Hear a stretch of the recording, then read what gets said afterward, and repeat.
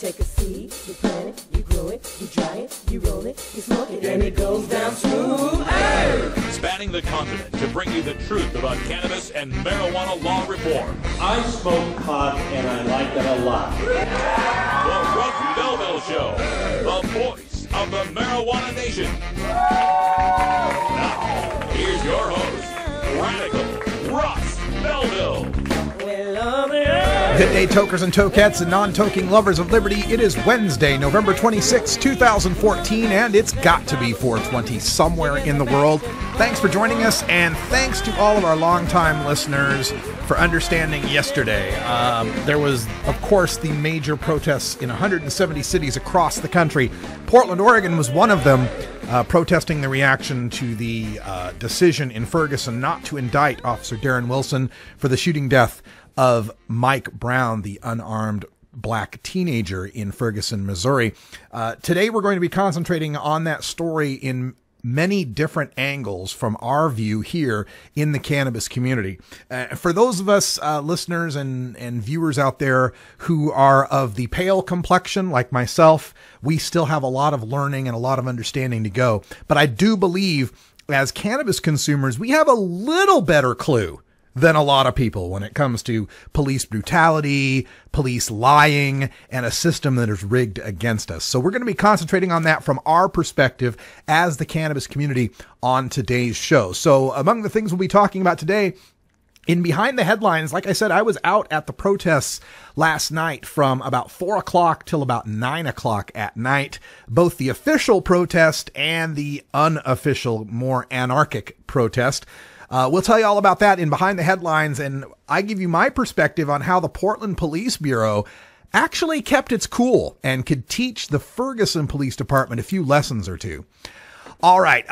Also on the show, we're going to get into drug war data mining, taking a look at the racial disparity in marijuana enforcement, which to me is just a symptom of the larger problem. But we're also going to talk about how illegal marijuana and the cops' ability to use that as a tool to get around constitutional rights further exacerbates the problems that black Americans already face in dealing with the police. So stay tuned for that in drug war data mining. At 1:30, we're going to get into our cannabis community chat. I'm going to take a look at the legal side of things and analyze Bob McCulloch's Kangaroo Court, the prosecutor there in Missouri who completely punted on this entire issue, and show you how in regular situations, when we're talking about someone getting busted for drugs or something like that, we wouldn't get nearly that good of a response from a grand jury as did McCulloch in this situation. And then at the end of the show, time for a radical rant, I'm going to talk about Darren Wilson, the latest cop to test-a-lie. That's right, test-a-lying, the long understood phenomenon where police officers are coached by other police officers on how to frame and state their case in order to make the best possible appearance on the witness stand. Of course, Darren Wilson won't have to take any witness stand, and we'll talk more about that as well. But it isn't all about Ferguson today. We do have our 420 radio news, and in the news today, USA Today has exposed some inaccuracies going on with the product labeling in Colorado for marijuana products. We've got 3 states looking at marijuana reform. Virginia is looking at decriminalization. Georgia is looking at whole plant medical marijuana and marijuana legalization, and New Mexico's talking about whether or not it should get on board the legalization train.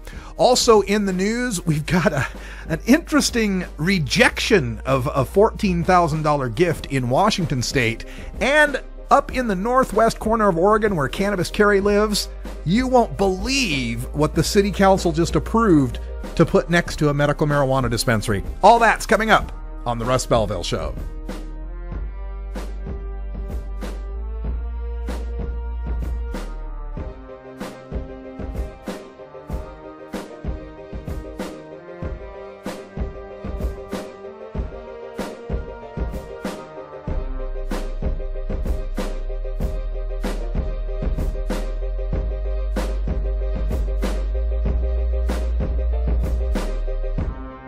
You're tuned into the Russ Belville Show, the voice of the marijuana nation. You can get 420 Radio on the go with our Shoutcast stream for all internet-enabled media players. Go to rad-r.us/420shout or just click the Shoutcast icon below the live radio feed at 420. Hey, what's up? This is Killer Mike, one half of Run the Jewels, and I'm telling you, November 23rd through 27th, you need to be at Cannabis Cup. I did it last year, and I got so high, I can tell you what color Jesus' furniture is. I got so high, I kissed the sky twice. I got so much enlightenment, I know Buddha's last name. Do you feel what I'm telling you right now? The people are great. You don't have to search or call your sketch-ass dealer who won't call you back. You don't have to go lurking through the hood to find good smoke. You need to get out of the country. You've been sitting on your block too long smoking weed. Get out and have an adventure. See you at Cannabis Cup, November 23rd through 27th. Yeah.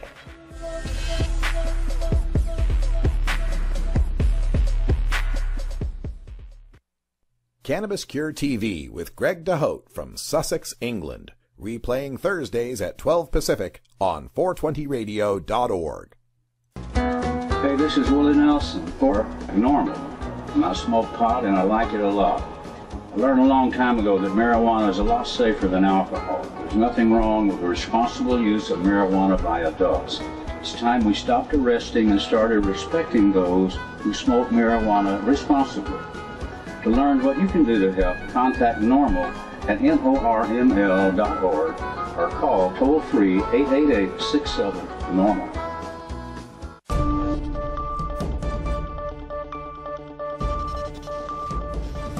It's time for the 420 Radio News, covering the latest headlines in consumer cannabis, medical marijuana, and industrial hemp. Transcripts of 420 Radio News are available daily on our website at 420radio.org. Now, here's Russ Belville with your marijuana headlines in 4 minutes and 20 seconds. This is your 420 Radio News for Wednesday, November 26, 2014.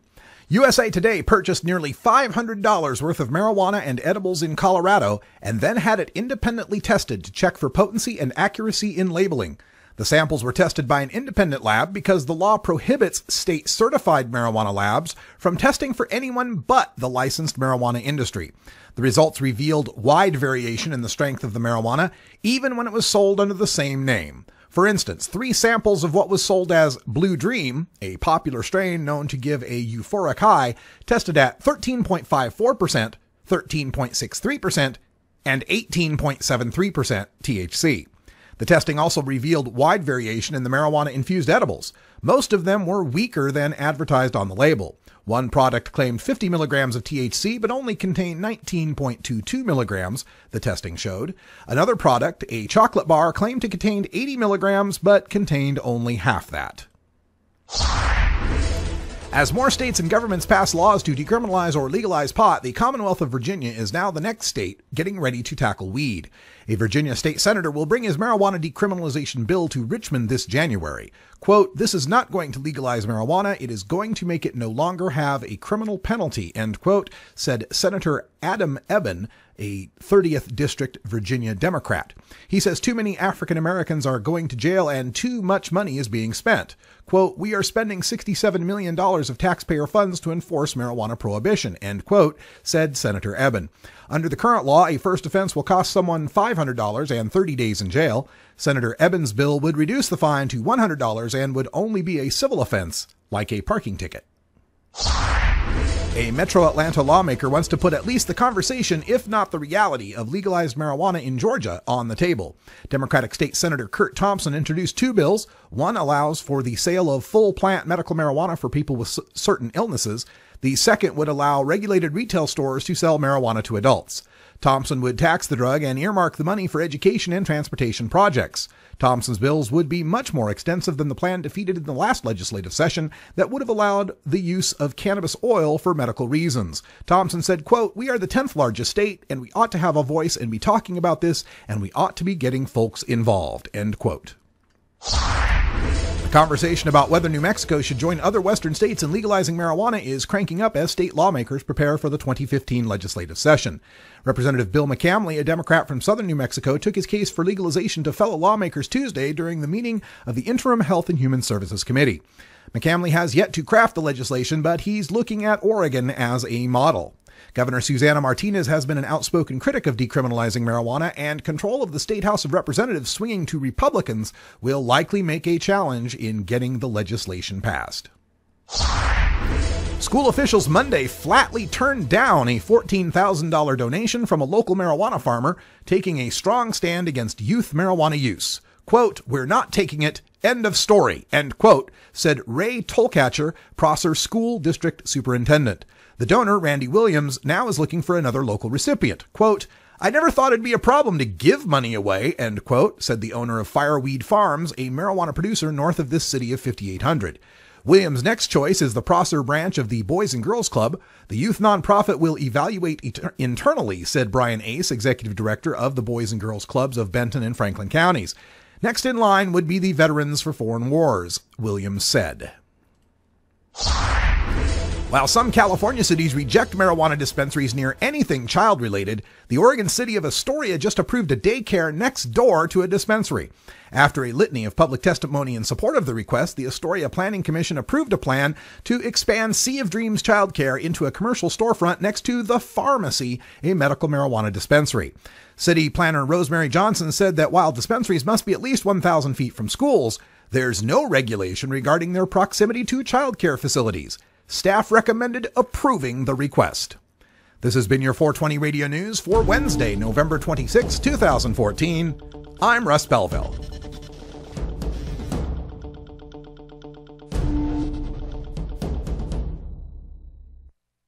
You can get 420 Radio on the go with the TuneIn Radio app for all mobile platforms. Go to rad-r.us/420tunein or just click the TuneIn Radio icon below the live radio feed on.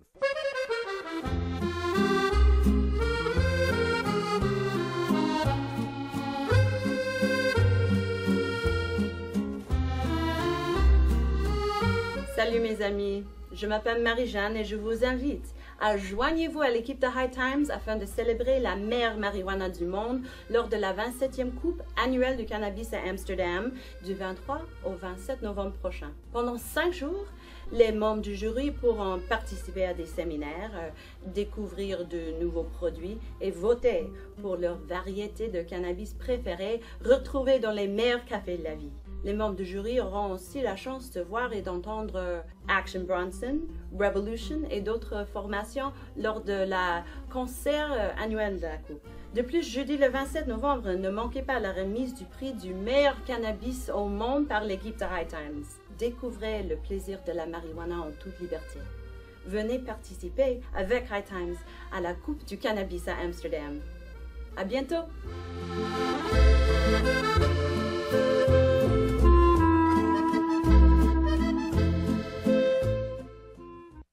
NORMAL stands for Responsible Adult Cannabis Use. If cannabis use is causing problems in your life, consider taking a break or seeking medical assistance. Consider ceasing cannabis use if you have a family history of mental illness. Don't drive or operate heavy machinery while impaired by cannabis use. Cannabis use is not without risks, even though the risks are far less than those posed by legal drugs.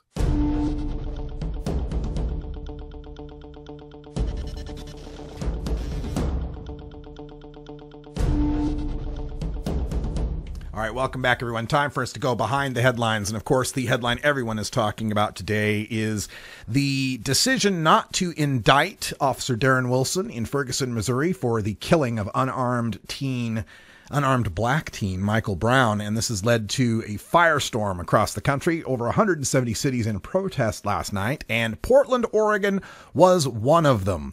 I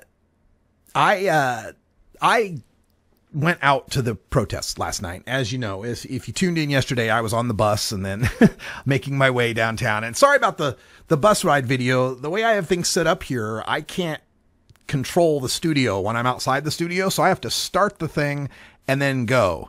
Maybe someday I'll have an assistant again where they can control things from the studio, but until then, got to make do with what I got. And what I found at the protest was I spoke to Jefferson Smith today on X-Ray FM, and I told him it reignited my faith in democracy in this country, because I was there amongst maybe 2,000, 3,000 people that were in the street in front of the Justice Center. And for about an hour, from about 4 to 5, we listened to various speakers, most from the faith communities, other people from various youth and minority outreach kind of groups, all talking to the need. For me, I think the best speaker was the white guy from the Iraq and Afghanistan Veterans Against the War, who gave a passionate speech about the racist system in which we live. And that, I think, is something that maybe some people are having trouble, especially some white people are having trouble addressing right now, is the fact that we live in a racist system. I mean, it's written into our Constitution. I mean, we considered black people 3/5 of a person just for counting them, right? And just because we have a black president doesn't mean that we're done. There's still so much left to do, but I'll get to that later. I want to talk about the Portland situation because after the speakers were done, about a third of the crowd stayed and started coalescing around a couple of young black men who were had bullhorns and were kind of organizing the crowd and talking about continuing the march, continuing the protest, and in their words, quote, taking the streets. Now, within this crowd, there were anarchist agitator types.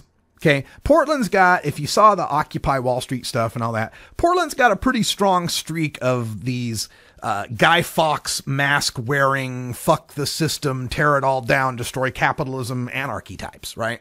I imagine every American city has them. Largely white, but I'll attribute that to the fact that Portland, Oregon is the whitest city in North America, statistically speaking. So, but there were a few black kids too, young black people young black men who were a little agitated and ready to start some shit. You could feel that tension that was there. But the young black men that were organizing the march and a lot of the people in the crowd tamped that shit down immediately. It was amazing to me. There was one guy I remember in the middle of the crowd who was shouting, "Yeah, we could come here and talk about Dr. King every month if we want to. It's not going to change anything until we destroy the system," or whatever crap he was talking. But it was along those lines. And people were just basically either ignoring him or saying, "That's not what we're about. This is for Mike Brown. This is for Mike Brown." I was really proud of people in that crowd because there are certainly enough angry young people in that crowd that something really bad could have started happening. But generally speaking, things were cool. The protest was held there at the Justice Center. Cops were out. There were a few in riot gear, but not mass phalanxes and tons of armored vehicles and all that stuff that we've seen in Ferguson. There were cops on horses. There were cops on bikes. And the cops on the bikes and a few other of the walking around patrol cops that were monitoring the situation, regular uniform.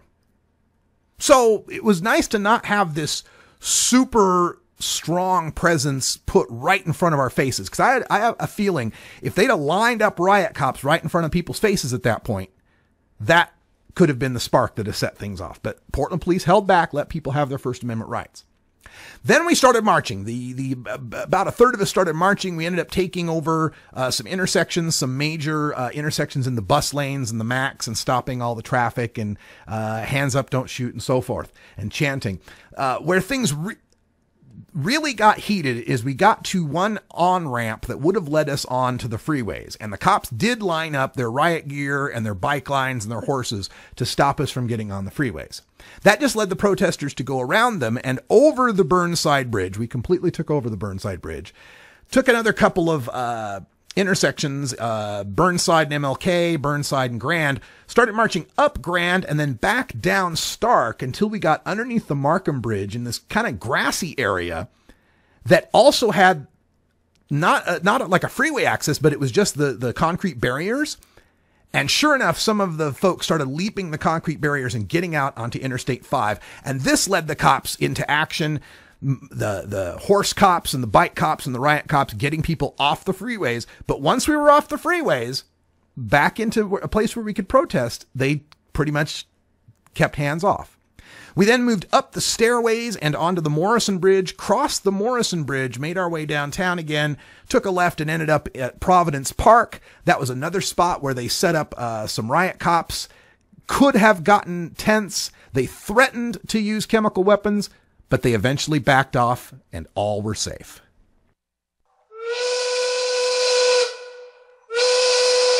You know, there are times where I've fallen off the wagon.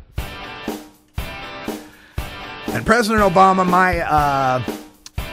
my look at you and your reaction to Ferguson, you know, it just seems like sometimes he's got too much of a lid on it, you know? Like, he knows what it's like to be a young black man. He knows what it's like to be a pot smoker. But the racist system that he is in charge of restrains him from truly speaking out. We'll talk more about this coming up after this. You can get 420 Radio on the go with the Ustream video app for Android and iPhone. Go to rad-r.us/420Ustream or just click the Ustream app icon for Android or iPhone below the live radio feed at 420radio.org. Hey tokers and tokettes, Radical Russ here for the Cannador, a practical solution to keep herbs from drying. The Cannador is the perfect airtight storage system for your fine herbs. From the half-inch thick walnut and cherry wood construction, clear-top perforated jars for storage, and the humidity bead system that keeps your herbs at a perfect 65% relative humidity. I keep all my herbs in the Cannador, and you should too. Check out Cannador.com for more information. Drug Truth Network Cultural Baggage with Dean Becker from Houston, Texas. Replaying Wednesdays at 11 Pacific on 420radio.org. Get.Buzz. .Buzz is the internet platform that fuels community interest, excitement, and new experiences. .Buzz is the premier online destination for internet users seeking the latest news on a variety of topics.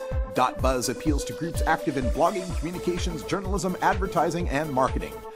.Buzz offers registrants a stronger alternative to the shrinking namespace of existing top-level domain names, such as .com, .net, and .org. Get your name now at get.buzz. Arguing for the end of adult marijuana prohibition is easy because we have facts, science, reason, compassion, evidence, truth, and logic on our side. It is even easier when researchers catalog it all for us. Learn how to gather the facts on marijuana use, arrests, seizures, rehabs, drug tests, and more in this edition of Drug War Data Mining. Welcome back, everyone. 22 after the hour, and in the Data Mine today, we're taking a look at a report from the American Civil Liberties Union entitled The War on Marijuana in Black and White. And this does touch a little bit on the events of Ferguson, Missouri. As you'll recall from the testimony, if you haven't seen the testimony of Darren Wilson to the grand jury, I encourage reading it. In his testimony, he said one of the things he noticed about Michael Brown was his yellow socks with marijuana leaves all over them. And, of course, there's also the report that there had been a robbery at the convenience store of some cigarillos, you know, the kind of little cigars that are used to make blunts, right? But the problem is, Darren Wilson's testimony said they were aware of a black man in a black shirt. Michael Brown was not wearing a black shirt. But I think in Wilson's mind, he puts two and two together and starts to say, pot leaves on the socks, walking in the middle of the road, couple of black kids, and decides that he wants to take a look. And this action is so common in America that we can show you the statistics of how much more likely a black kid walking in the street is going to get hassled, and oftentimes over marijuana, than a white kid in the same circumstances. This is the national racial disparity in arrest rates for marijuana possession. And we mean arrest rates. This is per 100,000 people. 716 is the black arrest rate. 192 is the white arrest rate. So all other things being equal, a black person's about 4 times more likely to have to deal with law enforcement when it comes to marijuana possession. Now, other data on that show us, this is the arrest rates for possession by race. Notice those pink bars. The pink bars are white folks, the white arrest rate from 2001 to 2010. Hasn't really changed. It's about 200 per 100,000. But that black arrest rate has gone up from about 520 to over 700 by 2007 and remains over 700 in 2008, 2009, and 2010. Did black people start smoking more marijuana? No. Did white people continue smoking the same amount of marijuana? Yes. And yet, the black arrest rate increases by almost a factor of 50%. What could be behind that, if not racism? We see this racial disparity in various places. In Iowa, the disparity is 8.34 times more likely to be arrested for marijuana than the national average. Washington, D.C., 8 times more likely. Now, most of these states listed, Iowa, Minnesota, Wisconsin, you would think as states that, they're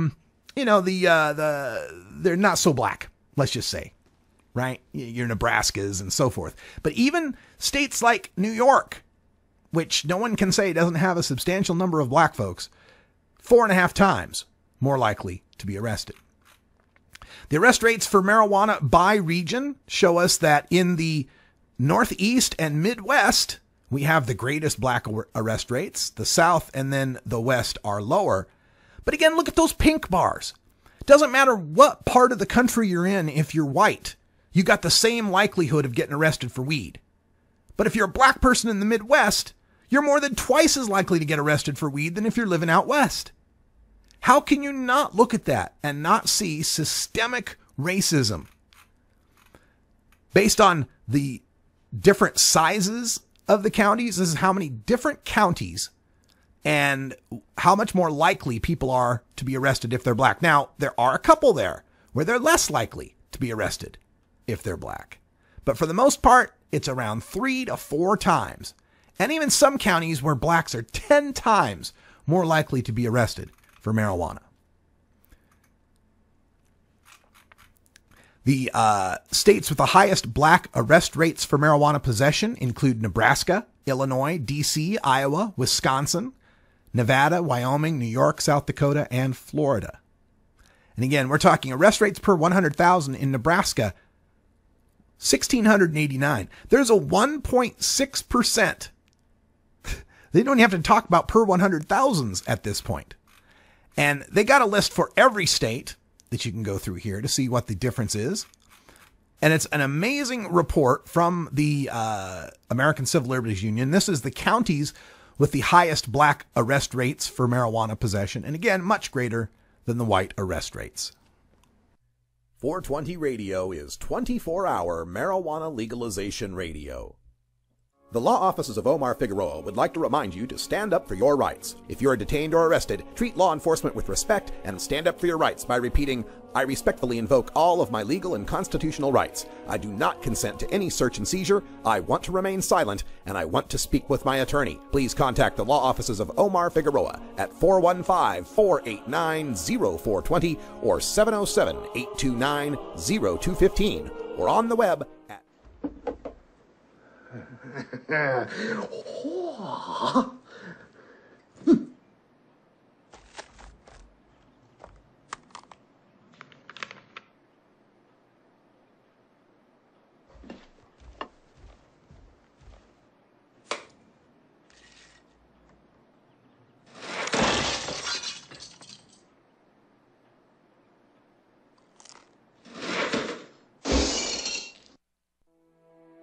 Are you a hypocrite? If you live a closeted cannabis lifestyle, you are. Read about 7 people living a closeted cannabis lifestyle who are on the verge of coming out in The Hypocrites by Mara K. Eaton. Available at areyouahypocrite.net. You can purchase the book on Amazon and Barnes & Noble, also available on iTunes. Check out Mara K. Eaton on Facebook as well. Learn more at areyouahypocrite.net.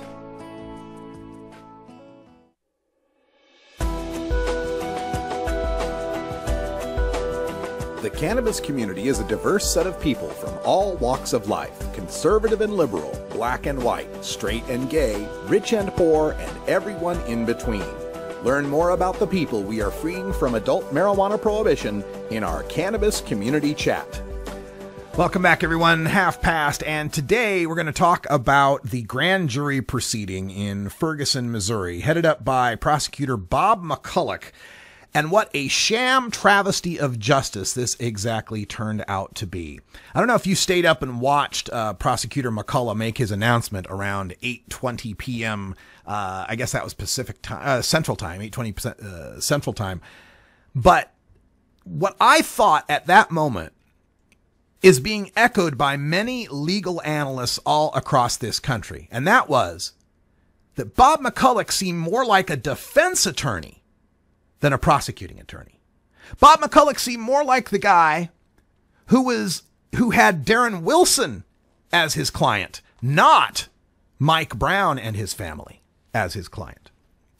Now, this outcome, as it was, all Monday was being prepared to be announced, I told everyone I knew there was no chance in hell there was going to be an indictment. No chance in hell. Now, also, I'll tell you how I believe this would have gone down. Had there been an indictment and Darren Wilson would have had to stand trial, I think he'd have been exonerated. I think he'd have been acquitted. Whether rightfully or not, I think he'd have probably gotten away with it. But the indignity of not even having a trial to determine this is the true sham of justice that took place on Monday. Lisa Bloom is an analyst for NBC and an attorney, and she said, quote, "I suspected that he wasn't cross-examined. Instead, he was just allowed to talk in a narrative and tell a story. And in fact, that's exactly what happened. The prosecutors were treating Wilson like he was their witness, helping them make their case against the accused, Michael Brown. They were not treating him like a suspect or a defendant or even a witness for the other side. They were treating him like one of their own," which of course is exactly what he was. And that is the problem. Going into this, if you're not aware of this, Prosecutor Bob McCullough comes from a family of cops. His whole family is cops. His dad was a cop. His grandpa was a cop. Everybody was a cop. McCullough became a prosecutor because there was some reason he couldn't become a cop. He said it was the next best thing. And most tellingly, McCullough's dad, the cop, was killed on a call in the 60s by a black man. Now, I'm not saying that means McCullough couldn't have done a decent job. I'm saying that calls out for him to recuse himself in this situation. And people did. They called on him to recuse himself. They called on Governor Nixon to appoint a special prosecutor, and both of them held the line and said, no, this will be just fine. And from the beginning, this was all about setting up a situation in the grand jury to get Darren Wilson off the hook. Anybody here who's ever been through a grand jury proceeding, anyone listening who's ever had to deal with that, can tell you what a kangaroo court this turned out to be. Now, what the grand jury has generally been for, just legal 101 here, right? A prosecutor is the lawyer for the state. His gig is to make sure the state prosecutes crimes that can't be prosecuted or brought by another party. So in this case, a dead man, Michael Brown. So Bob McCullough's job at that point is to prosecute. His job is to, hey, we've got a killing here. We need to take this to court and solve this. Now, most times people are killed. That's pretty easy to do. There's a death. That's a murder, or could be a murder, or a manslaughter. And that's one of the worst crimes that we prosecute. So you'd think, hey, we want to get those guys. But we don't let prosecutors always just bring every old case to trial. For one, it might clog up the justice system. And for two, there might be an overzealous prosecutor out there. There might be a prosecutor who just has a vendetta, wants to go after someone, has a hunch, but doesn't really have a case. And so that's why we have this grand jury thing. The grand jury thing is so that we can the prosecutor can say, hey, here's my case. I got this guy. I think he committed a crime. Here's the evidence I have that shows probable cause that he committed this crime. That should be enough for us to go take this to trial. Understand that the standard of proof we're talking about in a grand jury proceeding is probable cause. In a trial, it's beyond reasonable doubt. And that's why I say, had this gone to trial, it's likely, in my mind, that Wilson would have been exonerated because there's some reasonable doubt. But there's certainly probable cause. Probable cause is the hurdle a cop needs to clear to search your car for weed on the side of the road. Cops manufacture probable cause out of thin air. They'll claim they smelled weed just because they saw your long hair or your tattoos or your Pink Floyd bumper sticker or something. Or you're driving a VW bus. Or in that one case we covered the other day, you've got Frisbee disc golf stuff in your car. Cops manufacture probable cause all the time. Probable cause is a low hurdle to clear. But in this situation, the grand jury wasn't used as a tool to affirm that a probable cause existed to prosecute Darren Wilson. It was used to establish enough doubt to exonerate him. See, when you have a grand jury proceeding, one of the things that you don't do is allow the suspect of the proceeding to appear before the grand jury and tell his tale without cross-examination. And within his tale, there are so many examples of misstatements, contradictory. You remember at first, Wilson said he fired his gun once inside the car. Then some evidence came back, a physical evidence came back, said there was 2 shots inside the car, and now it's 2 shots. At one point in Wilson's testimony, he said, Mike Brown had reached across and had complete control of my firearm. 3 or 4 sentences later, he says, well, I wouldn't call it complete control, it was partial control.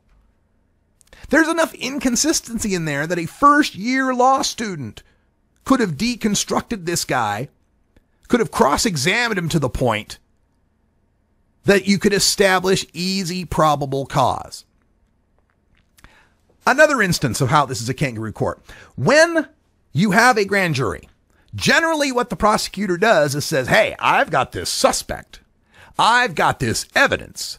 And based on that, there's probable cause to indict for manslaughter or murder or whatever it might be. I've got suspect, evidence, and a charge. But that's not what happened in this grand jury. In this grand jury, the prosecutor came up to the grand jury in essence and said, someone was killed. Here's a bunch of evidence and here's the cop. He'll tell you his story. Wow. That's just stunning. Understand here. Let's go back for a second.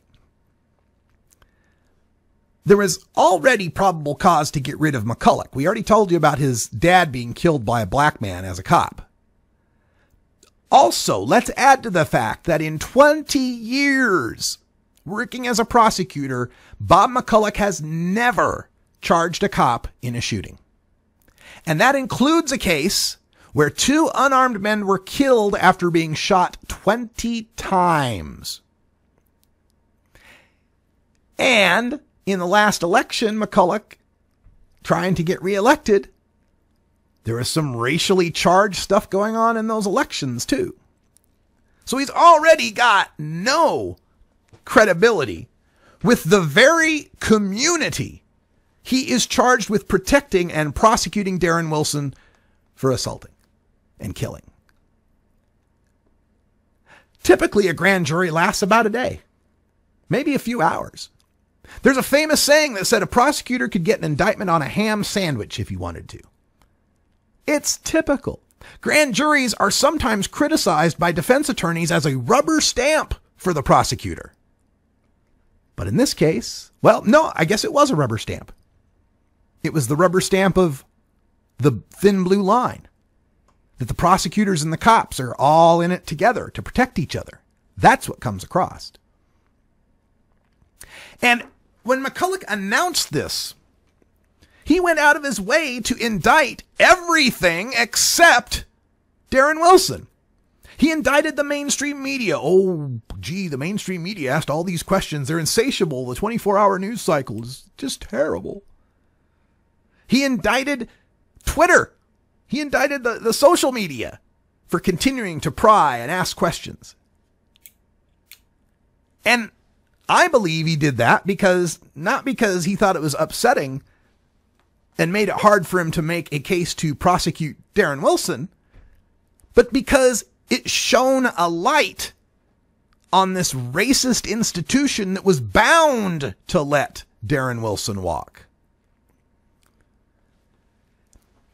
I mean, think about this.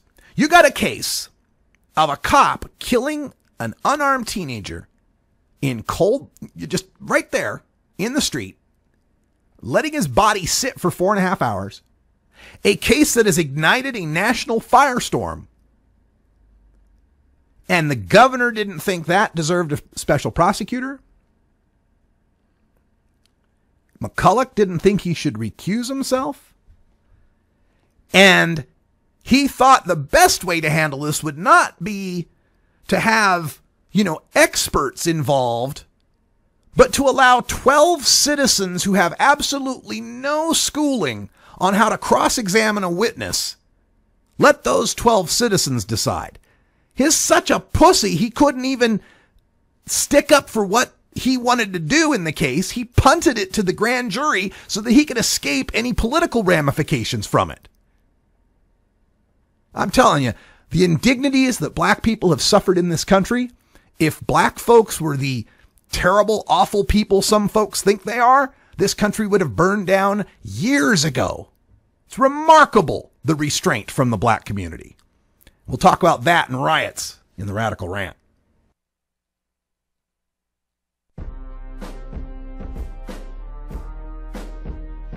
Yeah, I am mobilized on this particular issue. And to see the reactions of people, oh, he was a thug. He was a thug who strong-arm robbed a convenience store and was walking in the middle of the street. And if only he'd obeyed the police officer, he'd be alive today. Well, let me tell you some stories from my youth about white kids lipping off to police officers. This one here didn't get shot. I'll be back right after this.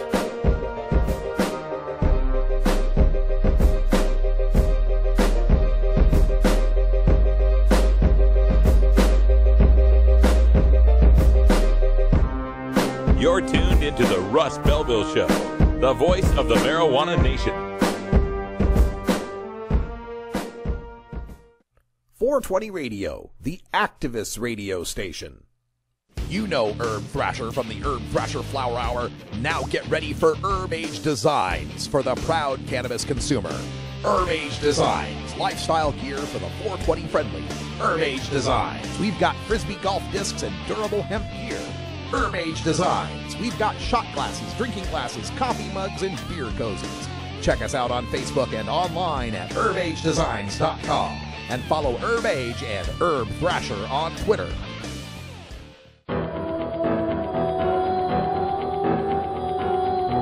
In the interest of fair and balanced journalism, the Russ Belville Show presents the anti-drug public service announcement of the day.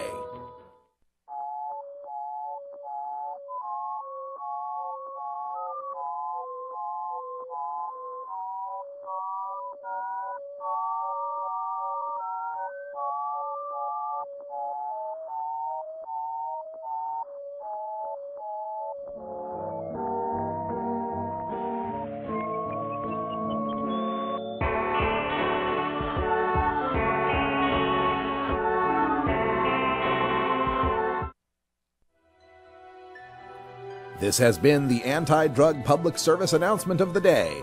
To cure this sort of reefer madness, listen to the Russ Belville Show every weekday on 420radio.org.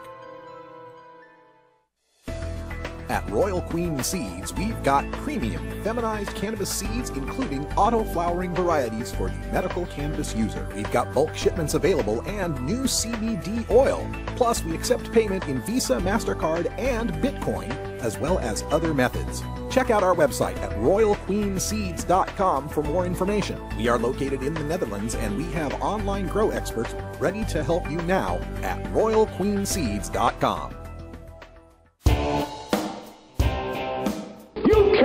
handle the truth. Entirely legitimate topic for debate. You have offended my family. Hey, this is great, man. And you have offended a Shaolin temple. One major responsibility is to encourage people to use less drugs. I know nothing. I support a change in law to end federal criminal penalties for possession of up to 1 ounce of marijuana. We don't need no stinking budget. Homosexuality, immorality in general. How in the century you have slurred the meaning of the words we, the people. Be warned, this is not your mother's marijuana. You could ask yourself a question. Do I feel lucky? Or do you, punk? I want to ask you a bunch of questions. I want to have them answered immediately. Surely you can't be serious. I am serious. And don't call me Shirley. Radical Rant. All right, welcome back, everyone. Time for the Rant 45 after, and we're continuing our talk about the Ferguson decision not to indict Officer Darren Wilson. And right now I want to talk about Officer Darren Wilson himself, which to me, reading his testimony, he comes off as just the latest test-a-lying cop whose testimony I've ever read. If you don't know, test-a-lying is this idea that the cops get on the stand and lie about what it is that happened, and I believe that is what is happening in this case from the very first thing that he talks about. In his testimony, Darren Wilson talks about approaching these two young black kids who were walking on the middle of the street. And he says that when he approached them in his cop car, he motioned to the gentleman and said, quote, "Why don't you guys walk on the sidewalk?" Right. Here you got this cop who's approaching two black teens in an area of town that he himself, Darren Wilson himself, said was an anti-police area that we don't like, we being the police, and then he later corrected himself and said they don't like the police. But his true intention was caught. He doesn't like this neighborhood. He's going into a neighborhood he doesn't like, approaching two black kids, walking in the middle of the street, pulls up to him, and he says, "Hey, why don't you walk on the sidewalk?" Like a suggestion. That made every bullshit detector in my head scream red. Especially compared to Dorian Johnson's account. Now, Dorian Johnson is the friend who was along with Michael Brown. Dorian Johnson said that Darren Wilson said, "Get the fuck on the sidewalk." Which of those do you think is probably closer to the truth? Yeah, that's what I think too. I think get the fuck on the sidewalk is more likely. Now, everything that happens from that point on, and this is where a lot of the people, the Darren Wilson supporters and all those types, will jump on, well, he's a kid, he's a brute, he's 6'4" and 290 pounds, and he just pushed and robbed a store owner, and he's disrespectful to a cop, he's mouthing off to him, and then he punches him and attacks him, and blah, blah, blah, blah, blah. Now, we'll deconstruct the rest of that in a second. But let me just tell you from my own personal experience. I've been in cop cars. I've been arrested. I've been arrested in Idaho. I've been arrested in Utah. Back when I was a young man in Idaho, I drank a lot. And I was in a rock and roll band. And I hung out with some people that were kind of, fun-loving types, let's say. I remember one time, we had a party at my house. Me and the guitar player and the singer, all white. And two girls, white girls. And we were all in the house. I believe us guys were all shirtless. I believe the girls were wearing bras. We were all wearing pants at the time. Playing our music really loud. I don't even remember what we were doing, but we were drunk and having a good time. Turns out that time was 3 a.m. And the cops were called. 2 cops showed up, a female cop and a male cop. Female cop asks who's in charge of the house. I say it's me. I go outside to talk to the female cop. Meanwhile, the male cop goes inside my house and starts talking to the folks in the house. After I get done with the female cop, I go back into the house and I say to the male cop, "Hey, what are you doing just walking in my house like this? You can't do that without a warrant." Kind of lippy, huh? His response was, "Are you questioning my authority?" And my response was, well, yes, I am. And that's when he turned me around and put cuffs on me. But I wasn't slammed to the ground. I didn't have a knee in my back. I wasn't considered a dangerous suspect in any way. And when I eventually went to court for this, it was a, disturbing the peace charge. I think I got like a fine and a, warning or some shit. And I've got other friends, other white friends I grew up with who were gotten in much more trouble than I ever did. Not one of them ever had an encounter with a cop that went even slightly bad. And a few of them had encounters with cops where, had they been black, they'd have been arrested, cuffed, and stuffed. But because they were white, they got warnings.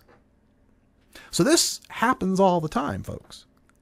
So I'm much more likely to believe that Officer Wilson said, "Get the fuck on the sidewalk."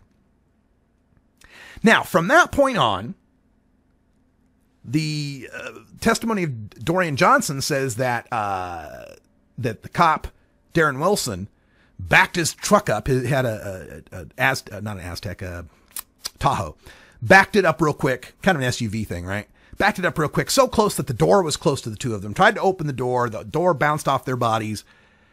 And then the claim from Dorian is that Mike Brown and Darren Wilson was reaching out the car to grab Mike Brown, and that Mike Brown was pushing away and trying to get away. And there's all sorts of inconsistencies in the story, like, okay, so Mike Brown is supposed to be reaching into the car across Darren Wilson's body to be able to get at the gun that's in the right side holster, and supposedly punching Darren Wilson and handing off his cigarillos to Dorian Johnson at the same time, and somehow had the power of Hulk Hogan to hold him down while doing so and punching him in the face so hard that Darren Wilson feared for his life, that one more punch might knock him out or worse, kill him. Well, folks, I have trouble believing that too. Because one of the things that happened is that after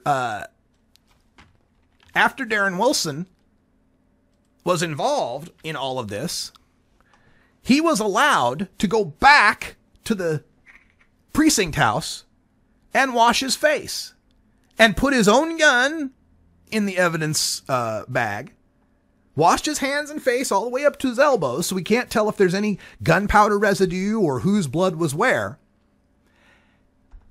And supposedly this black kid was so powerful he feared for his life, and yet that picture right there on the screen is Darren Wilson after being punched so hard he feared for his life. And strangely enough, on his right cheek, was it right cheek? Yeah, the right cheek, where it looked like, hell, it looked like rosacea. It didn't look like a punch. So somehow Darren Wilson was punched in the right cheek and had Mike going after his gun on the right side, reaching through the window of a tall SUV to do so. Yeah. Sure. Now, the account from that point on, Darren Wilson talks about how he felt like he was holding on to Hulk Hogan. He was a 5-year-old holding on to Hulk Hogan. Well, folks, while Mike Brown was 6'4", 290, Darren Wilson is 6'4", 215. Now, I understand a 75-pound weight difference can make a lot of difference in power and such. But a 6'4", 215 man is not a 5-year-old. And what this really gets into, too, is after Mike Brown is shot from the inside of the car and is grazed, apparently, he moves away from the car, according to testimony. And then, according to Wilson, he gets out of the car. Now, what I don't understand, if I had just been punched in the face so hard by someone that they seemed to me to be Hulk Hogan, I am not going to go after that person without backup. I don't understand Now, according to Wilson's testimony, he said, well, if I could get outside and I could keep them there for the next 20, 30 seconds, more backup would have arrived. I don't understand getting out of the car in the first place. You've got a clear description of these suspects, the suspect you claim assaulted you. The suspect you claim assaulted you has no weapon on him. What was and he said, well, I had to stop him because who knows what he would have done to the next cop or the next person he would have, as if Mike Brown was some sort of marauding Hulk, completely out of control. Oh, and by the way, quick little reminder. You remember the Rodney King incident? Remember how the cops then called him a Tasmanian devil and a demon? And how this cop had now said he looked like a demon, like a Hulk. He grunted. He tried to bulk himself up to run through bullets. Folks, this is something called the magical Negro theory. You ever heard of this? This is where white people, and this has been proven, by the way, this has been shown in studies, that white people attribute magical, superhuman characteristics to black people. They can somehow run through bullets, and they're bulking themselves up. Things that a typical prosecuting attorney would say, hey, doesn't your adrenaline kick up once you've been shot? Regardless, I don't understand why Darren Wilson gets out of that car unless he intends to kill Mike Brown. He's got a car. He can follow these guys in his car. If they skip off through a yard or an alley or a sidewalk somewhere, he can direct back up where to go find them. But if he was so terrified of the great Negro Hulk, what the hell is he doing getting out of the car to confront the great Negro Hulk? Now, I had someone in one of my chat lines that said, well, what? Someone assaults you and you're a cop, and if they walk away, you're supposed to just let him go? He's a cop. He's supposed to enforce the law. Yeah, sure, I understand that.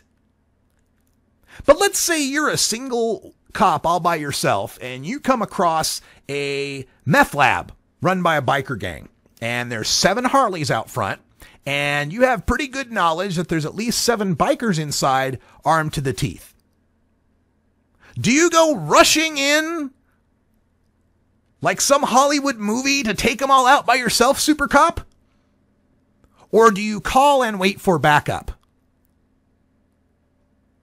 If the situation was as frightening to Darren Wilson as he claims it to be, then the only reason for him to get out of the car at that point is to kill. Not to solve, not to stop crime, not to, keep the community safe. It was to kill. Now, someone in the chat room is saying, well, whatever happened to tasers? Well, they asked him about that. They asked Darren Wilson about tasers. He said, why don't you carry a taser? He said, well, I can't carry a taser. There's just no room for it on my belt. It's really uncomfortable. Really uncomfortable. You know what's really uncomfortable? Is having your child shot and laying in the middle of the street for 4.5 hours before anyone does anything about it. And for all the people out there that are saying, well, if Michael Brown had just obeyed police orders, this wouldn't have happened, I would turn to them and say, hey, if Darren Wilson had been polite to black people, this might not have happened either. Get the fuck on the sidewalk? Now look, I'm not so Pollyanna here as to think that Mike Brown was some sort of saint. I think we should avoid trying to sanctify him as well. But still, nothing that happened that day deserved to be dismissed without a trial.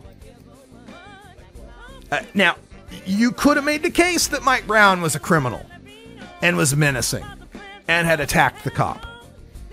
I would have loved to have seen that case. Let's bring that to trial. We'll talk more about this in hour 2. We'll take your calls as well. But for now, until next time, take care of each other, tokers. This is the Russ Belville Show. The Russ Belville Show is blogging and podcasting daily at radicalruss.com. it, you try it.